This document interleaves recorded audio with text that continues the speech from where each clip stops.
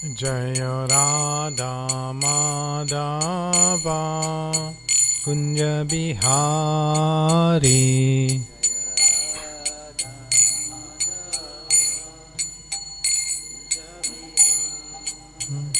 Jaya Radha Madhava Kunja Bihari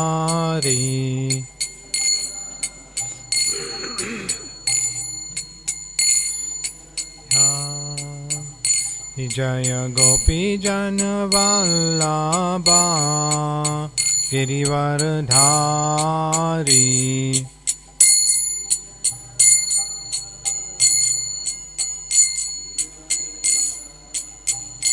Jaya Gopi Jana Vallabha Girivardhari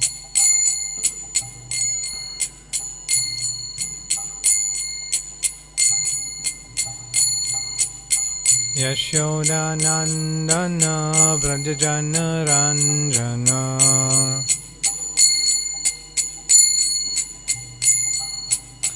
Yashoda Nandana Vrajajana Ranjana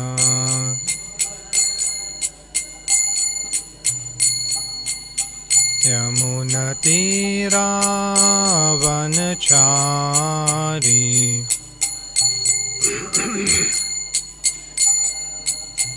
Yamuna Tira Vanachari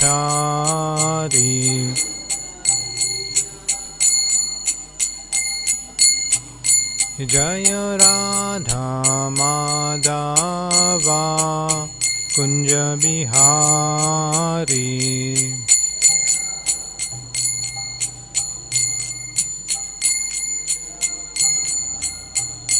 Jaya Radha Madhava Kunja Bihari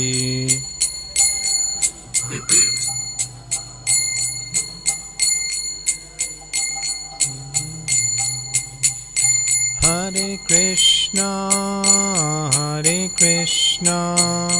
Krishna Krishna Hare Hare Hare Rama Rama Rama Hare Hare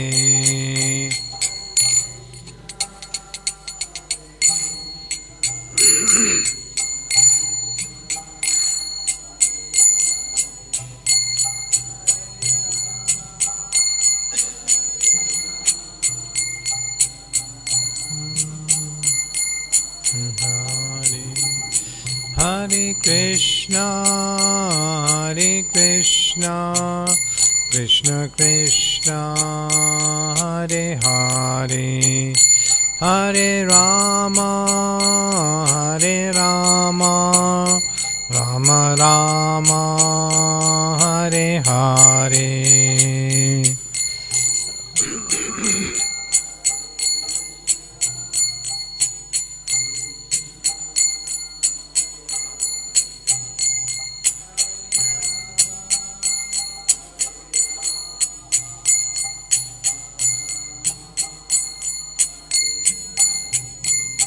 Hare Krishna Krishna Krishna Hare Hare Hare Rama Rama Rama Hare Hare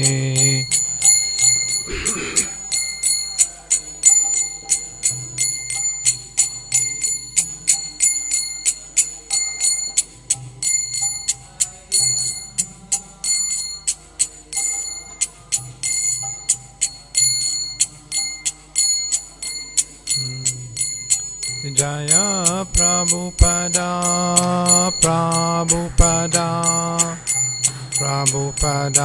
Jaya Prabhupada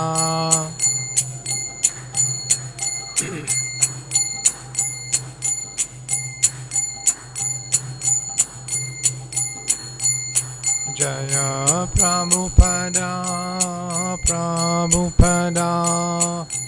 Prabhupada Jaya Prabhupada.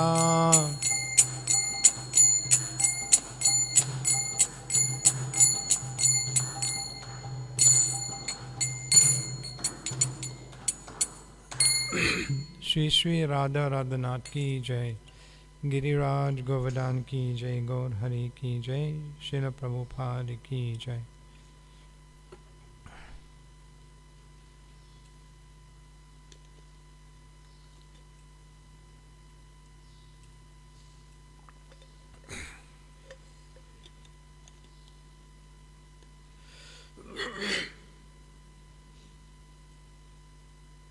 Om Namo Bhagavate Vasudevaya.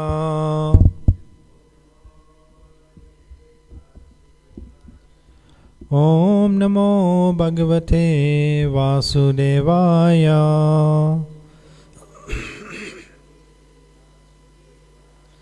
Om Namo Bhagavate Vasudevaya.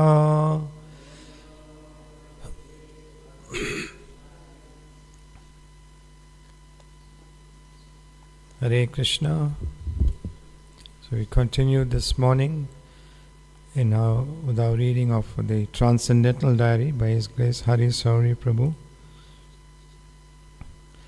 Om Jnana Timirandasya Gyananjana Shalakaya Chakshurul Militam Yena Tasmai Shri Guruve Namaha. Shri Chaitanya Manubhishtam Shrapitam Yena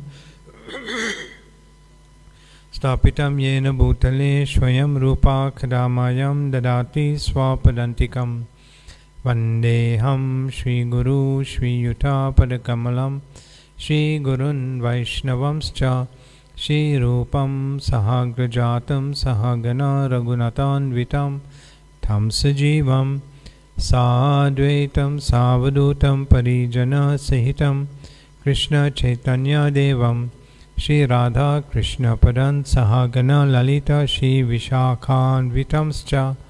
He Krishna Karuna Sindhu Dinabandhu Jagatpate Gopesha Gopika Kanta Radha Kanta Namastate Tapta Kanchan Gaurangi Radhe Vrindavaneshwari Vrishabhanu Satadevi Pranamami Hari Priye Nama Om Vishnu Padaya Krishna Prastaya Bhutale Srimate Bhakti Vedanta Swami Niti Namini Namaste Saraswati Deve Gauravani Pracharini Nirvisesha Sanyavari Paschatadashatharini Vanchakalpatarubhyascha Kripa Sindhubhyevacha Atitanam Pavanebhyo Vaishnavabhyo Namo Namaha.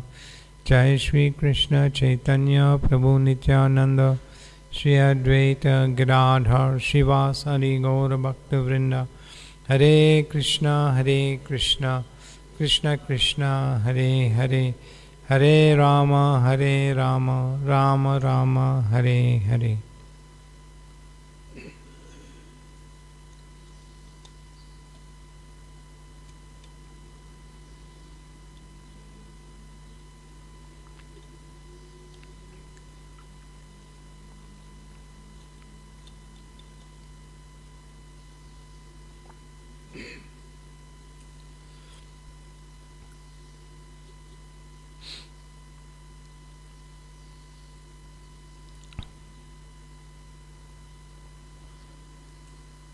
So we continue reading from Transcendental Diary, Chapter 4, Honolulu. This is in May 24th, 1976.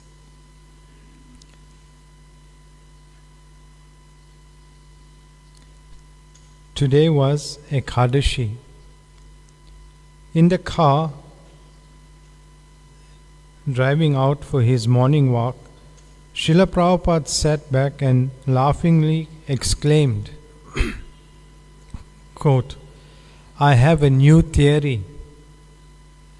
Man is good, woman is good, but when they combine together, they become bad. Unquote. This past December, when he received a letter from Guru Das Swami saying how pleased he was that Srila Prabhupada had relieved him of his association with his wife. Prabhupada had written this new theory back to him. He has practical experience of how nicely his male and female disciples serve, but how much disturbance comes as soon as they combine. Still, it cannot be avoided, and he had to push on, encouraging them all to chant as much and do as much as they can. He said that being married is better than being what he calls a bachelor daddy. This is another term he had coined to refer to men who refuse to get married but still associate with women. They pose as brahmacharis, but their real mentality is simply to avoid responsibility. They are not actually detached, but the real mentality is to simply avoid responsibility. They are not actually detached.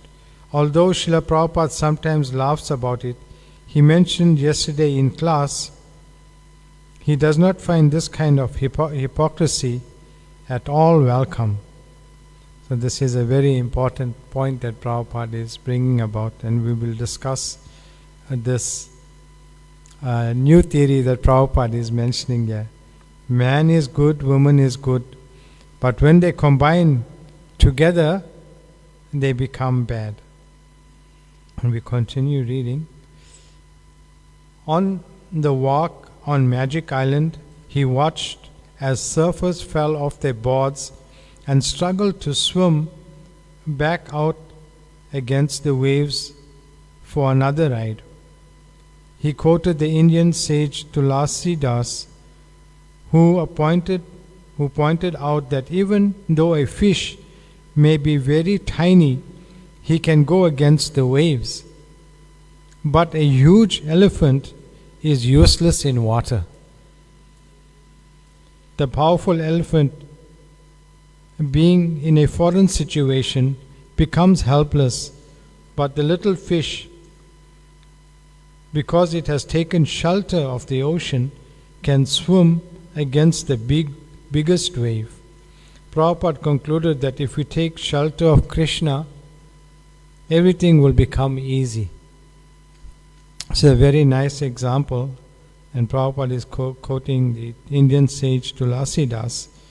This is our situation. We are like fish out of water, and therefore we are not happy, even if we have the best facilities. But if we are not in our natural condition, then there'll always be difficulties. So we are like the fish out of water. We are struggling hard in this world, and because we do not have information or sufficient knowledge of the spiritual world, of our real nature, then we simply accept these bodies as ourselves, and then we just simply try to gratify the senses as much as we can, and this leads us to further and further entanglement in this world and to further miserable conditions of life. But here the very nice example is given of a little tiny fish that can swim against the big waves, but the elephant is so massive and powerful, but it struggles in water. So our position is to come to our natural constitutional position, and that is to become servants of Lord Krishna and ultimately go back home, back to Godhead. So this is a very nice point that Prabhupada is bringing about, that he says the powerful elephant, being in a foreign situation, becomes helpless, but the little fish, because it has taken shelter of the ocean, can swim against the biggest wave. So this is our position. We are trying to swim against the big waves, but we are in a foreign place. Prabhupada continues, we continue reading. The BBT library party in India reported that it was doing very well, and a report from Bombay forecast 1,000 standing orders for the year. Prabhupada was very happy to hear the news, along with the report that he also received the plans for his house in Mayapur. Srila Prabhupada had a wonderfully sharp sense of humor. I came into his room just as the buzzer on my clock sounded. "What is that?" he asked. "It's my alarm clock, Srila Prabhupada." "Oh," he asked with mock seriousness, "who is in danger?" The philosophy topic today was Henry Bergson. So we go on to the next day, May 25th. So just to go on this day, that Prabhupada, May 24th, 1976, Prabhupada, on his morning walk, he mentioned, "I have a new theory. Man is good, woman is good. But when they combine together, they become bad." So I also read this first in Srila Prabhupada's Leelamrita. And I could see this immediately. I lived in a flat. And I would always see people fighting. Some of them I knew, like even before they could meet each other, couples. And they were very close and things like that. But when they got married, after a while, it was such a sad situation to see them fighting.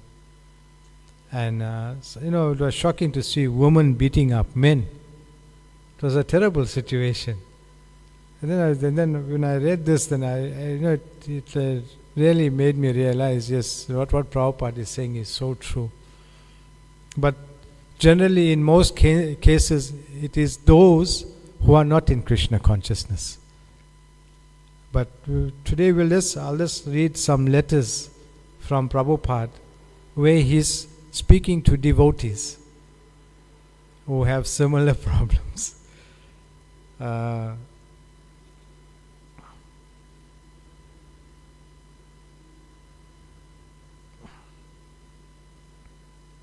So first, this is a letter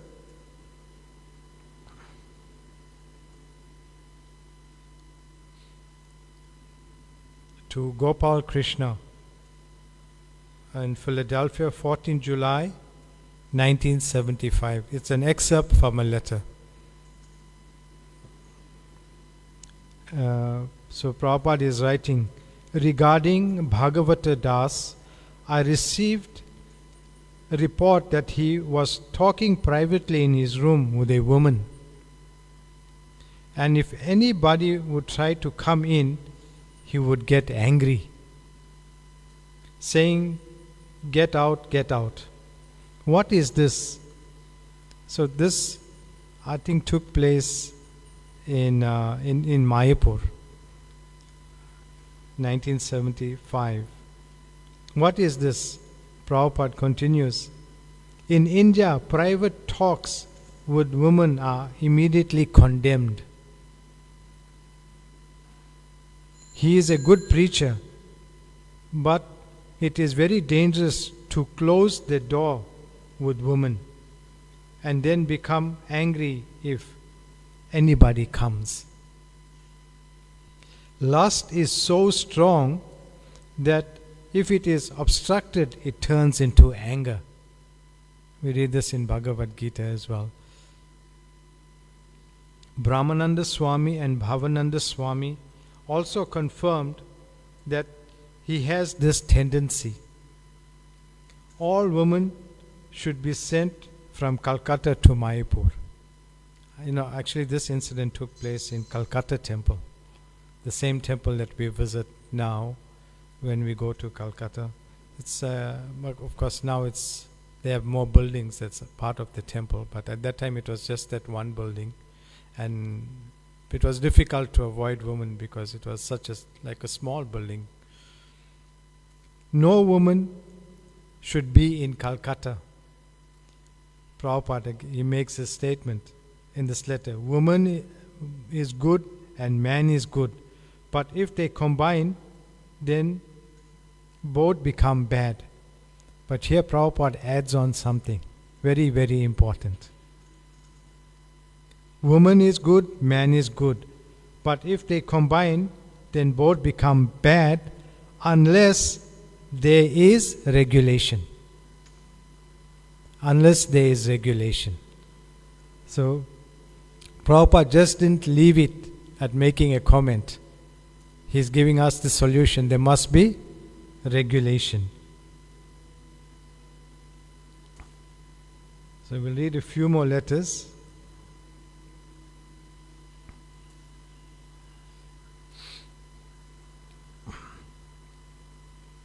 First is, if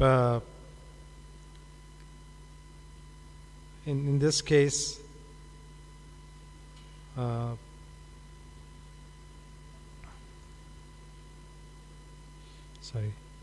Prabhupada is giving advice in this letter in 1972.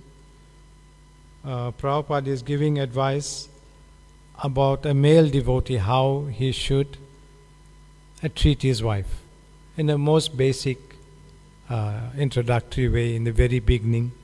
This is a letter to Mohananda,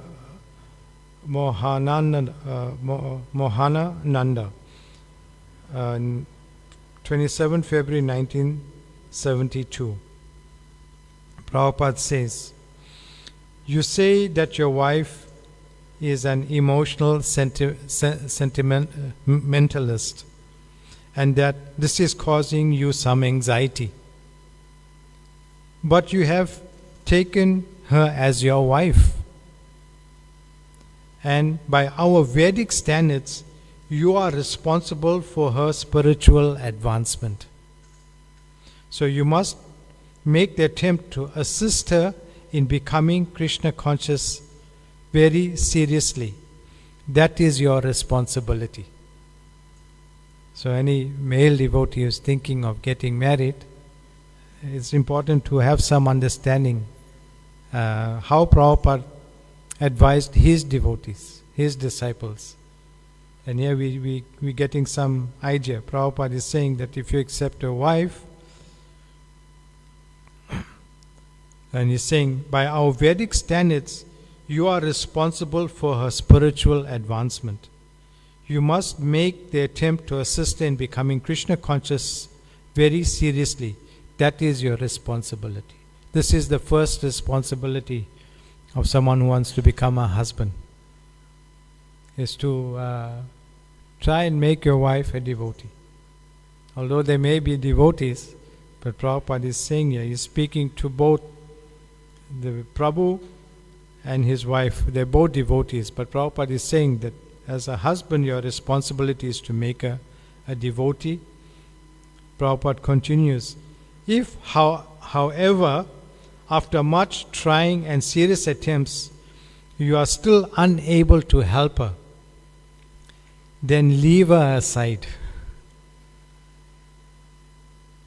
One should be interested in his individual self.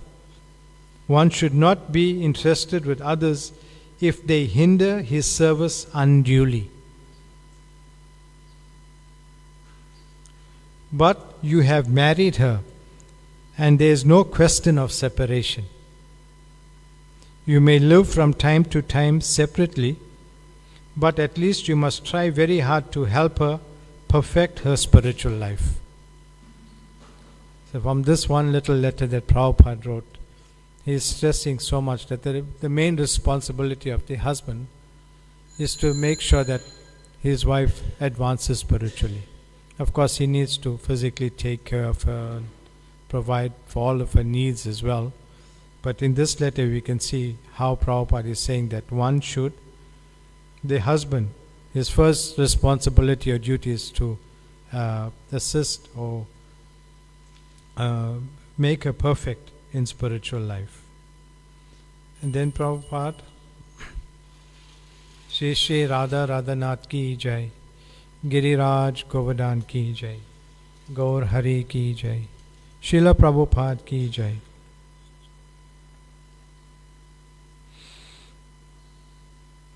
So that was one letter to of Srila Prabhupada to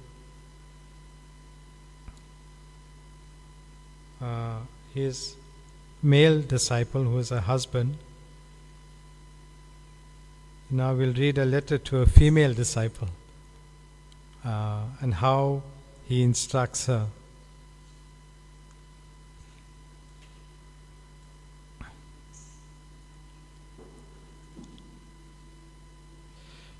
So this is a letter to Socharya Devi on 23rd October 1972. It's a nice letter. I'll read the complete letter. My dear Socharya Devi, please accept my blessings. I beg to acknowledge receipt of your letter dated October 8, 1972, and have noted the contents carefully. You are feeling some discomfort in your life in Krishna consciousness, but I can assure you that this is only temporary condition of little importance. Because main thing is that somehow or other you have got a little attraction for Krishna and you have become his devotee, and this is the highest platform of development of life. So you should always feel yourself very much blessed by Krishna that you have come to this point after so much long struggle. So if there is from time to time discomfort, do not pay it any attention.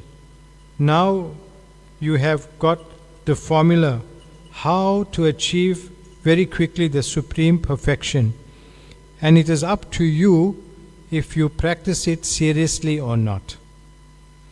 If you chant daily 16 rounds and read at least 1 hour daily Srimad Bhagavatam, plus your other prescribed duties, never mind this or that, you will feel yourself becoming happy more and more, and these practices will protect you from Maya or hazy consciousness without any doubt.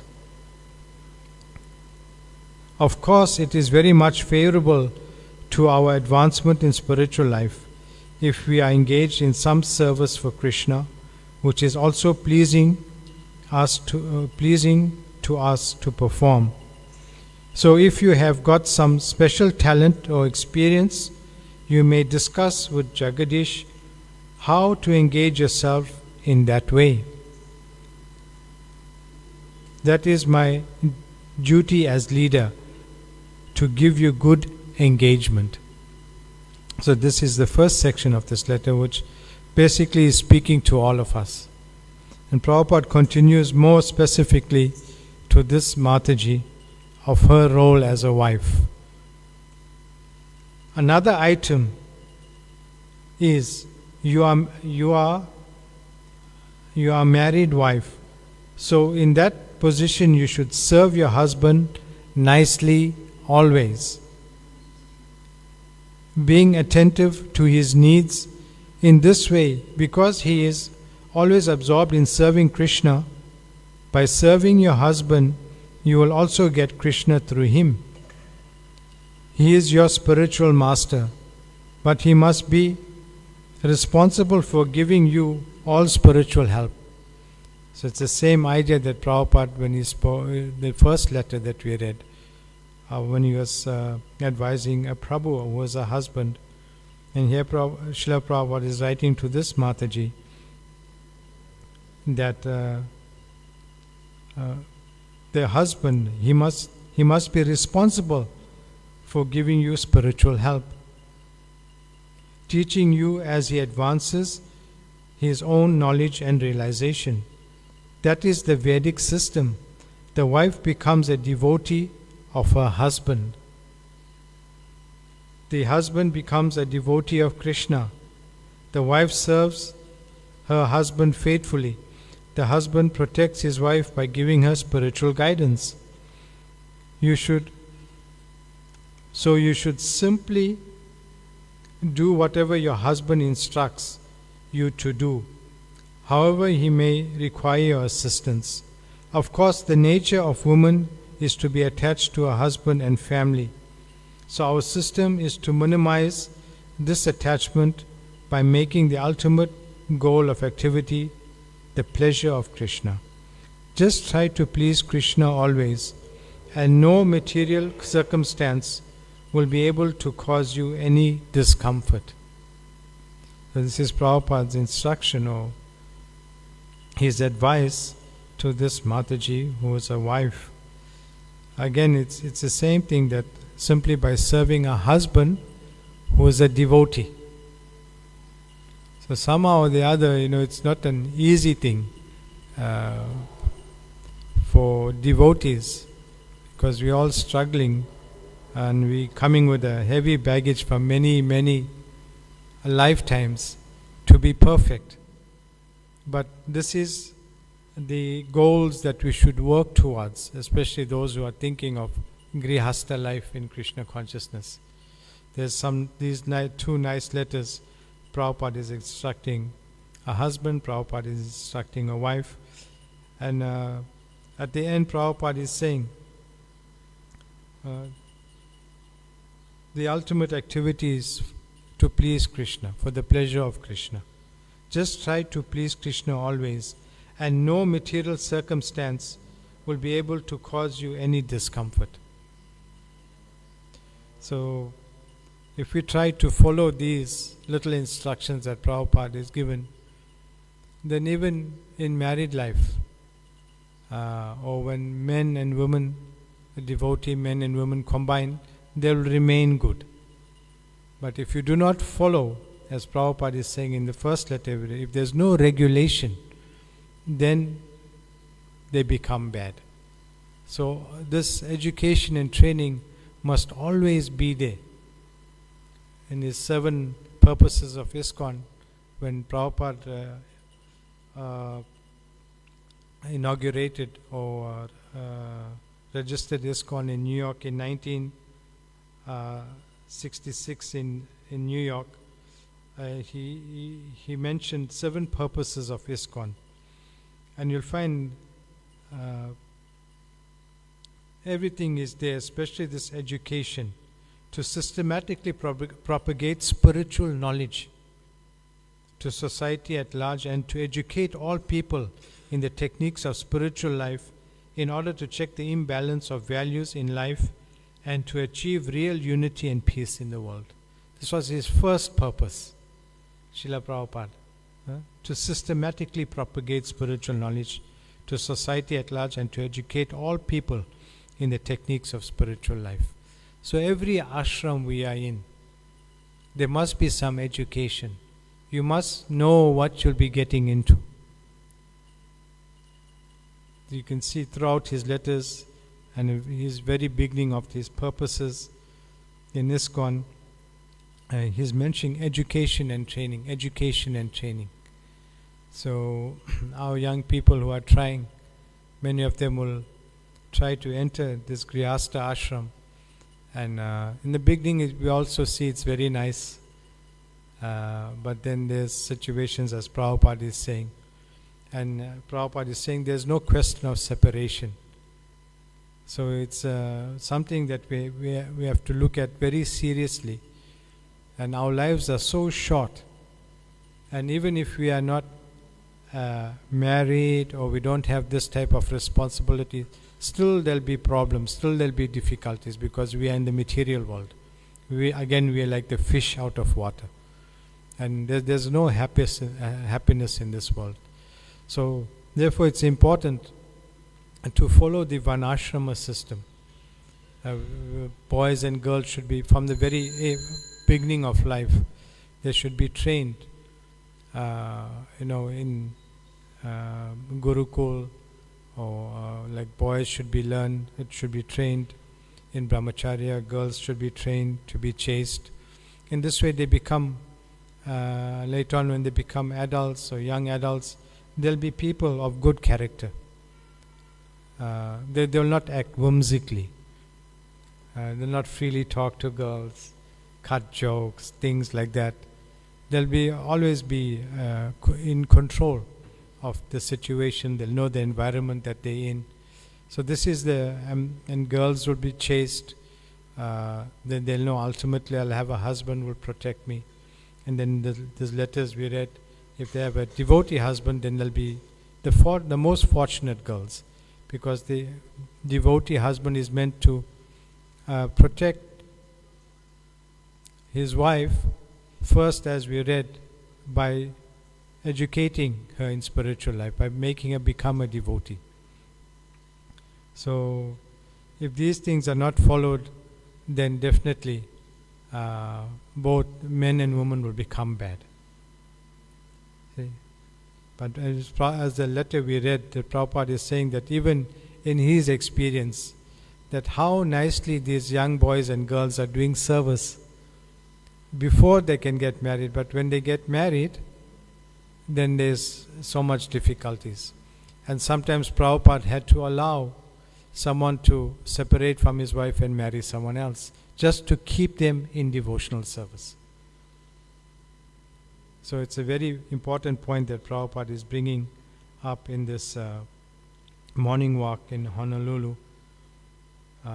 Man is good, woman is good, but when they combine, they become bad.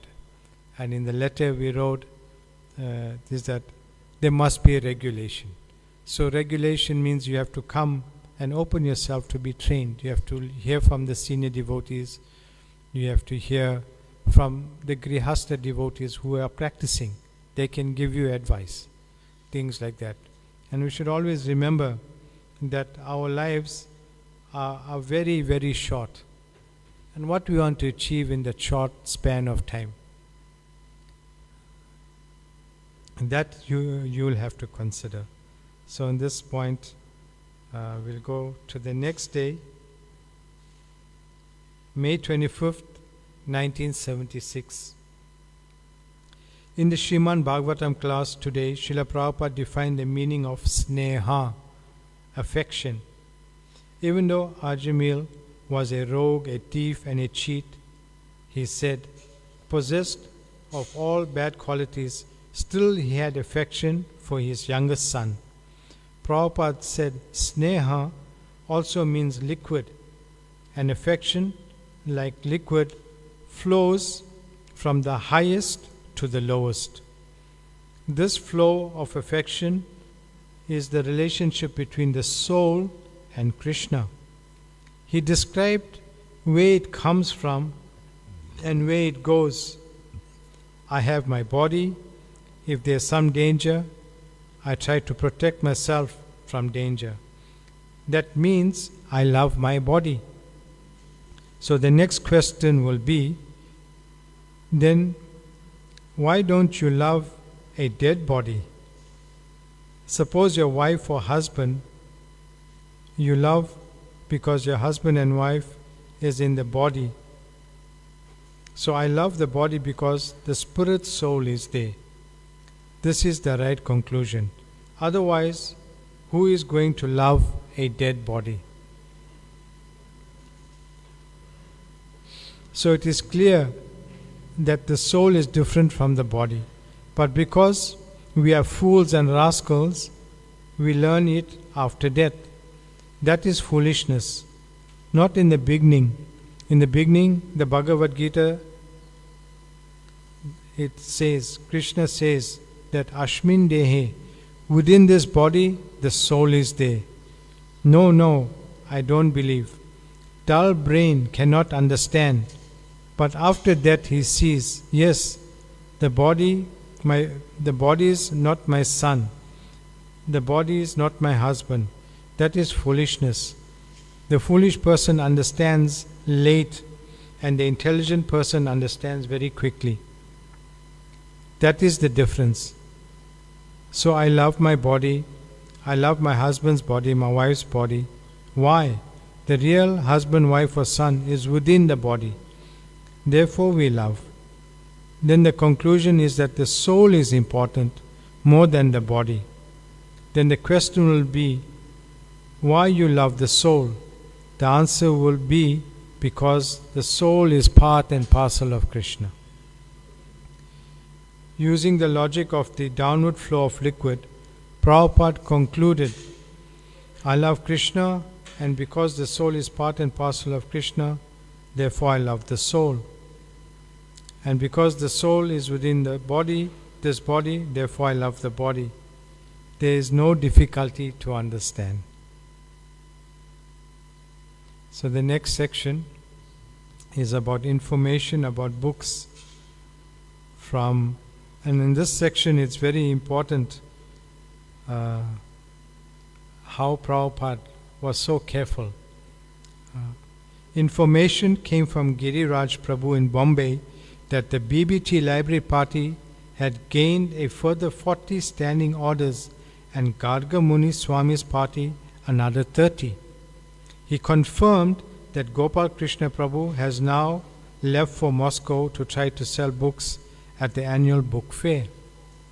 He also reported that Mr. Brij Ratan Mohata has promised 10,000 rupees for the new Gurukul building, and Maharana B.S. Mewar of Udaipur has promised 50,000 rupees for purchasing books for the library Srila Prabhupada is planning in Bombay. To avoid the constant visa problems, Hindi language classes are now being held 3 times a week for devotees, with the idea that eventually some will be able to apply for Indian citizenship. This is his response to another of Srila Prabhupada's idea to solve this ongoing dilemma.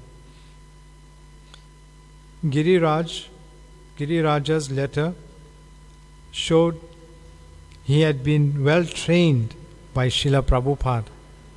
He reported receiving a receipt for a bank transfer of 14,793 rupees from Srila Prabhupada, which was made when we were in Melbourne. The bank, however, said it received 4 rupees less than that. So he is now asking the bank to reconfirm the correct transfer amount. Giriraj reported that Ramakrishna Bajaj had phoned and asked him and Gopal Krishna Prabhu to attend the Gita Pratishthan if Prabhupada is unable. So Prabhupada actually further requested Giriraj Prabhu or Giriraj Swami to look into this 4 rupees that somehow was missing.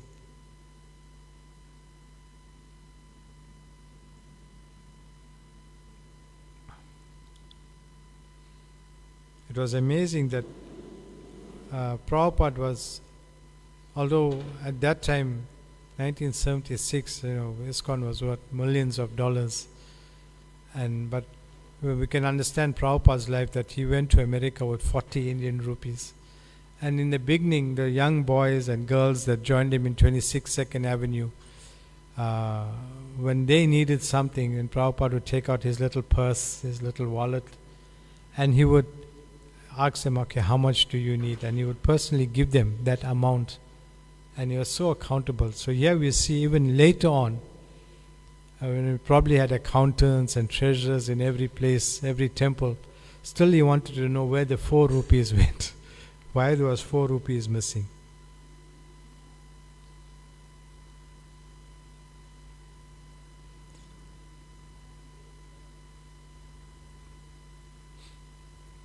And here we also read of some of the early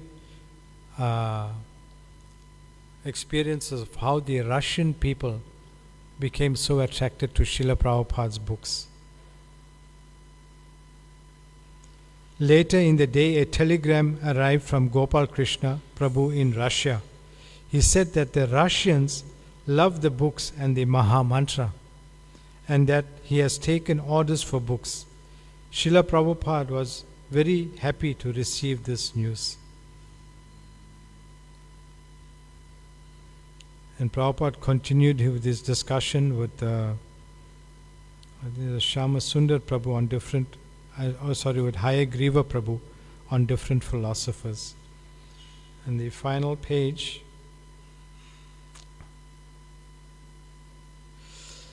as I perched by his side on his bed during his evening massage, squeezing and kneading his hips, thighs, calves and feet, Prabhupada told me how he left home.